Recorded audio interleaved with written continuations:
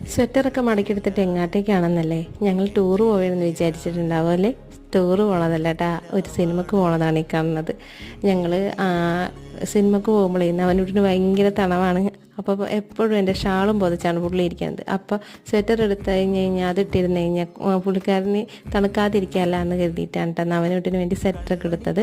അപ്പോൾ ഞങ്ങൾ പുലിമുരുകന് ശേഷം അച്ഛനെയും അമ്മനെയും ഒക്കെ ആയിട്ട് പോകുന്നൊരു സിനിമയുണ്ട്. ഇത് കാരണം ഫാമിലി ആയിട്ട് പോയി കാണാൻ പറ്റുന്ന സിനിമയെന്ന് പറഞ്ഞ കാരണം കൊണ്ട് അങ്ങനെ ഞങ്ങളെല്ലാവരും കൂടി രാത്രി സിനിമക്ക് പോയി.